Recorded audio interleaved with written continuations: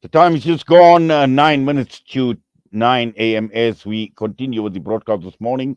Crime Talk with eThekwini Secure. Imtiaz Syed, Chairperson of eThekwini Secure, with us this morning. Imtiaz, Assalamu alaikum wa rahmatullahi wa barakatuh and welcome. Wa alaikum salam wa rahmatullahi wa barakatuh. How are you doing this morning? Alhamdulillah, shukar, very well. And yourself? No, alhamdulillah, not too bad.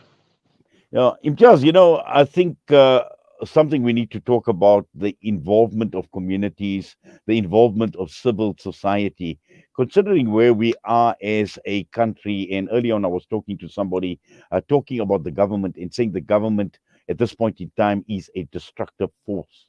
And this is the Correct. reason why communities play a very important role, and ratepayers associations in particular to take care of the day-to-day issues that communities faced. And just your thoughts, on this crucial role that ratepayers can actually play. Inayat, when it comes down to the issue of ratepayers, and this is where we're finding a great challenge in society by far and large. Everyone is living in their homes they're not versed in exactly what's going on within municipalities and metros.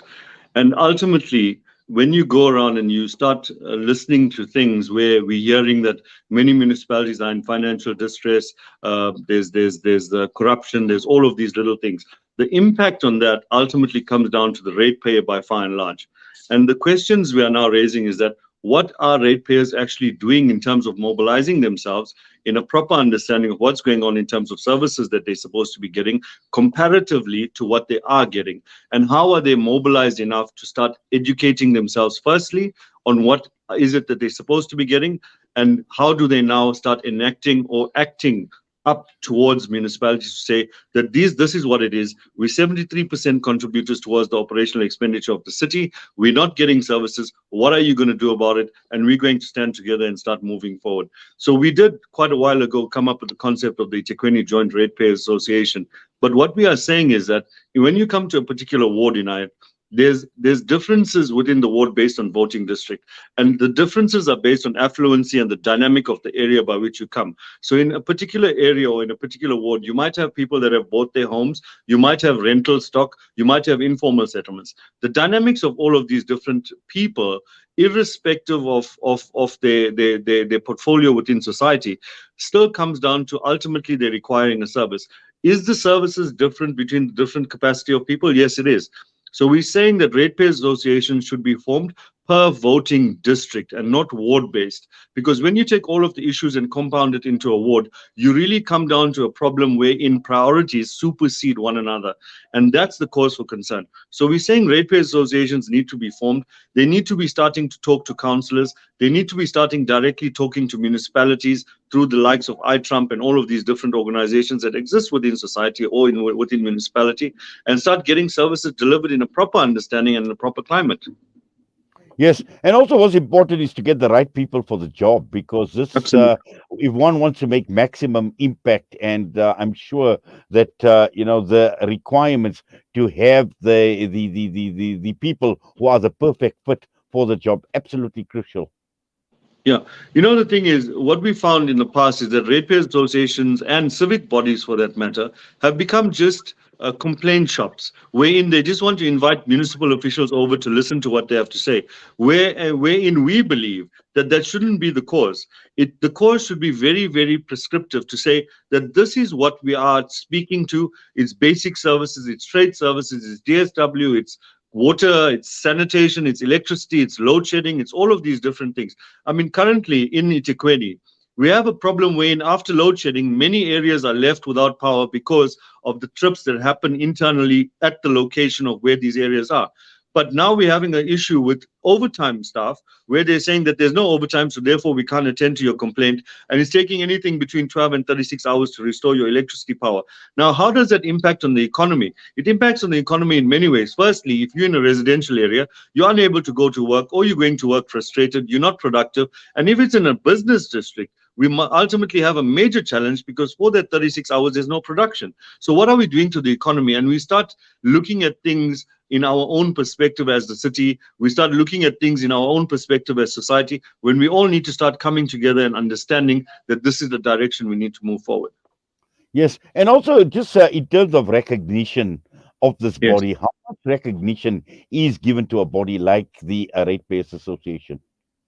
Someone told me a very long time ago is that when you're speaking about power and strength, the power lies in mobilization. Ultimately, if you have an entire area, and per se, that area holds 10,000 ratepayers, and if you quantify the amount of rates, just the rates portion that you contribute towards the city, that's powerful enough for you to have a voice. And we need to start reiterating that. Let us separate the issue of rates. Let us separate the issue of electricity. Let us separate the issue of CSW and water likewise, and say that this is what these 10,000 ratepayers contribute towards a business of municipality, which is the water department. We need to stop looking at municipalities as though they are doing us favors. They are running a business, the business of running the municipality, the business of running water infrastructure, the business of running electricity infrastructure. Now, I'll ask you this question tonight. If you had a private service provider, anyone, it could be a car manufacturer or a cell phone service provider, if they didn't provide you service, what would you do? You'd stop paying, Exactly. you'd do something, you'd mobilize yourself, you'd complain about it. But why is it that we as society have normalized the inaptitude of municipalities and have just taken it for granted? Oh, but that's just the way it is. That's wrong of us. Yes, and also I think what is important is to understand the workings of the service provider, Correct. municipalities. One needs to have a good understanding as to how they operate, because sometimes when you take up issues and they would throw back reasons that possibly could not even make sense. So it's important for one to have a deeper understanding and as to Correct. how these service providers operate. No, absolutely. And the one thing I want to touch on, Inayat, and this is something that's taking us as a country in a downward spiral very, very quickly. Political interference in the municipalities. Ultimately, the placement, cadre deployment, all of these little things, wherein we are speaking to, when there's jobs available in DSW, it's now members of a particular political party that are deployed in those positions. And now we find ourselves in a position where it's sort of a friend of mine and I can't really speak to them in terms of labor and all of these things. How is it that a single individual within the municipality, and there are many like this, that has 206 hours worth of overtime over and above the 160 hours that's normally worked?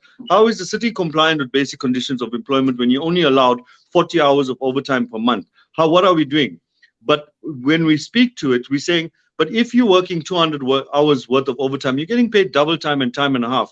That's someone's job that you're actually taking. How about you sticking to your lane, to working your 40 hours of worth of overtime, and let us create more employment within the city, because we're always complaining that there's no employment, and the department's always complaining that they don't have warm bodies on the floor to provide the service that we require. So the problem comes down internally within the system that is now gone to a level where it's beyond reproach. We can't really come back from it anytime soon, and that's problematic, really. Yes. Now, how does one formalize this whole process? Elections? Well, basically, you're going to call a meeting of your community. Start out with a working committee, per se, to say a working committee or a steering committee towards the formation of a ratepayers association. You then start calling in the community. Now, when we speak to it, ideally, you want around 60% of your community to be involved in it. Now, when ratepayers associations are formed, you'll see that it might be between 10 or 15 people that sit and say we are ratepayers association. The question we raise is, what is your mandate? Who mandates you to represent them? And it ultimately comes down, if you're forming a ratepayer association, you should have a eThekwini Metro billing number or account number. And that now speaks to you now represent us, and that needs to go to an election. But start out with the steering committee. Start having meetings in the voting districts. Form these ratepayer associations, not in a very big area. Any particular ward might have anything up to about 10,000 people. If you divide it up into, for example, 8 voting districts, it becomes manageable for people to start attending meetings and start discussing the issues. And then it becomes competitive, because if one area is getting it right, then we need to start learning from each other and getting best practice involved to say that if this area got it right, let us call that executive committee of that ratepayers association. Let's find out, how did they put up these LPR cameras? What did they do? Which companies did they use? How do they engage with municipality? What is the process by which they operate? Because it's available.